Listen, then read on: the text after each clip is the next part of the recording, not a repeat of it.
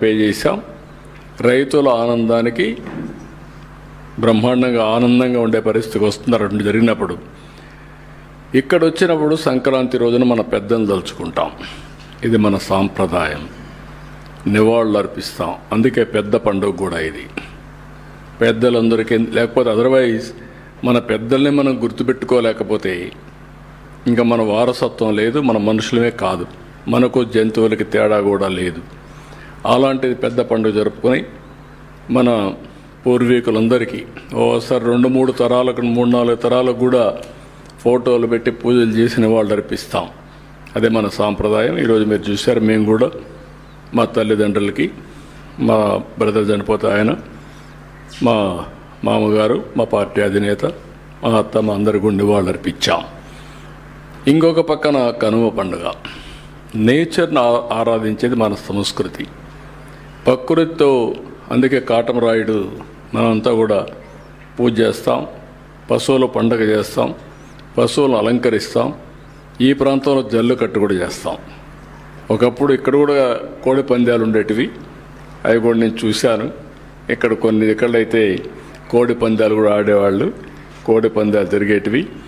దానికి ఆ కోళ్ళు కూడా తయారు చేసుకునేవాళ్ళం. మంచి కోడి పుంజల్ని తయారు చేసి కోడి పందాలు కూడా చేసి అది ఒక వినోదం కింద, వారసత్వం కింద చేశాం. అలాంటివన్నీ సాంప్రదాయంగా వచ్చాయి. అలాంటి సాంప్రదాయాల్ని మళ్ళీ ఒకసారి పునరుద్ధరించుకోవడం మనం చేసుకుంటూ ముందుకు పోతున్నాం. ఇక్కడికి వచ్చినప్పుడు మీ అందరికీ ఇది వారసత్వం. అందరికీ మరొకసారి హ్యాపీ సంక్రాంతి. అదే మరి హ్యాపీ కనుమ కూడా. సంక్రాంతి కనుమ శుభాకాంక్షలు. భోగి అయింది కాబట్టి దానికి కూడా అభినందనలు. ఇంకొక పక్క నేను ఇక్కడికి వచ్చినప్పుడు 2047 విజన్, స్వర్ణ ఆంధ్రప్రదేశ్. అదే సమయంలో భారతదేశం వికసిత్ భారత్ 2047. వాళ్ళు ఏదైతే తయారు చేశారో దానికి అనుసంధానంగా మనం కూడా 2047కి స్వర్ణ ఆంధ్రప్రదేశ్ తయారు చేసుకుంటున్నాం.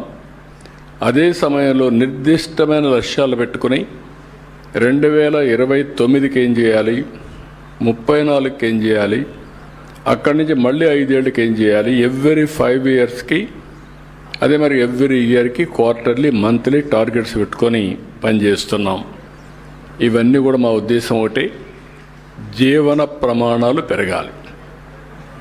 ప్రతి ఒక్కరికి వారి యొక్క ఆదాయం పెరగాలి. నేను అందుకే ఎన్నోసార్లు చెప్పాను, వెల్తీ, హెల్తీ, హ్యాపీ సొసైటీ. ప్రతి ఒక్కరికి ఆదాయం పెరగాలి, ప్రతి ఒక్కరికి ఆరోగ్యం బాగుండాలి, ప్రతి ఒక్కరికి ఆనందంగా ఉండాలి. పండుగలు ఇవన్నీ ఆనందాన్ని ఇస్తాయి. ఈరోజు ఇక్కడ వచ్చాం, లాట్ ఆఫ్ ఫన్.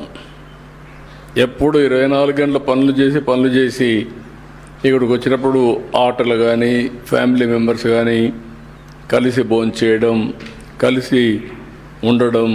రూములు లేవు, మనుషులు ఎక్కువ ఉన్నారు, కానీ sharing, that gives so much of satisfaction. ఇట్లా వేరియస్ యాంగిల్స్లో ఇవన్నీ చేసుకుంటూ వచ్చాం.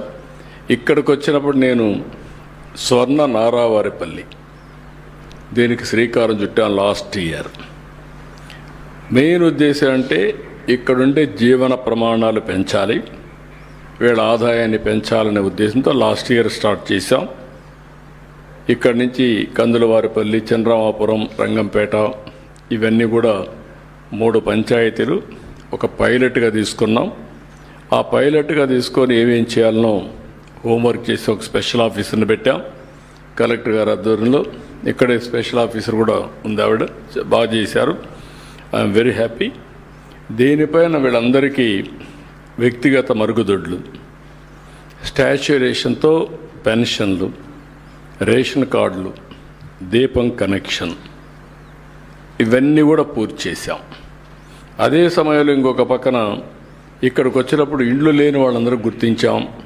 247 ఇళ్ళు కావాలి. కొంతమందికి ఇంటి జాగాలు ఉన్నాయి, 187 మందికి ఇంటి జాగాలు కూడా లేవు. 1 ఇయర్ టైం ఇచ్చాను.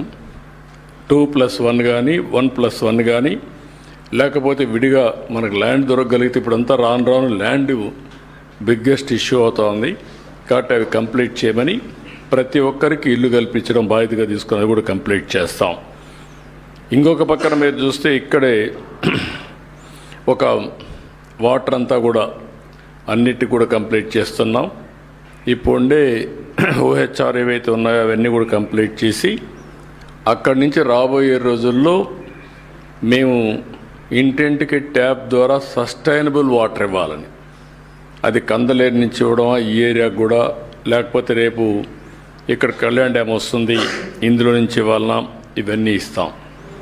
ఈ రెండు అయిన తర్వాత మీరు ఒకసారి ఆలోచిస్తే ఇవన్నీ అయిపోయిన తర్వాత ఈ ప్రాంతంలో ఉండే మొత్తం సిమెంట్ రోడ్లన్నీ ఊర్లో సిమెంట్ రోడ్లు రావడం, ఇక్కడి నుంచి నేరుగా 10 పుట్ల బయలుకి రోడ్డు రావడం, సో దట్ ఆ రోడ్డు వస్తే ఇంకా కనెక్టివిటీకి ప్రాబ్లం లేకుండా అవసరమైతే రంగంపేటకు కూడా బైపాస్ ఇచ్చి నేరుగా నేషనల్ హైవేలు కలిపేయడం, అది చేయగలిగితే ఇంకెక్కడ ఇబ్బంది లేకుండా పర్ఫెక్ట్గా ఉంటుంది.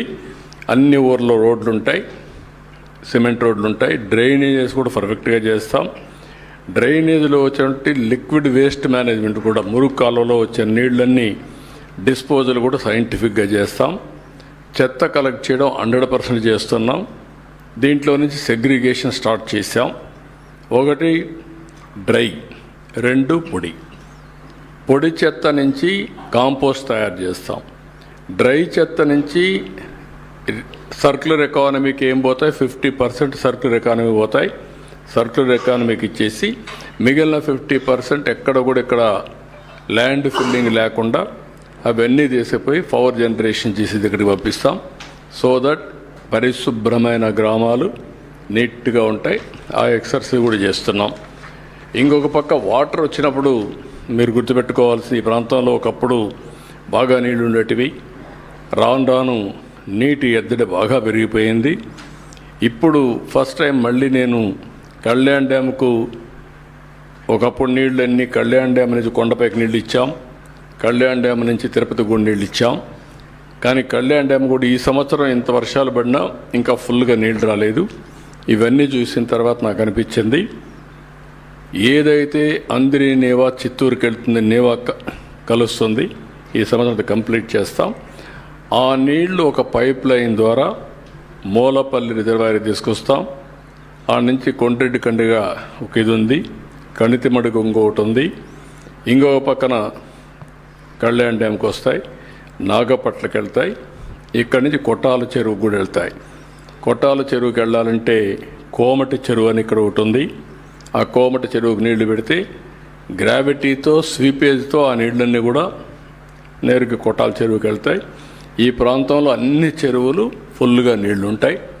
ఈ సంవత్సరం 3.6 మీటర్స్ గ్రౌండ్ వాటర్ ఉంది. I'm very happy. నా ఆలోచన ఏంటంటే వర్షాకాలం అయిన వెంటనే 3 మీటర్లు ఉండాలా. మళ్ళీ వర్షాకాలం ప్రారంభించే ముందు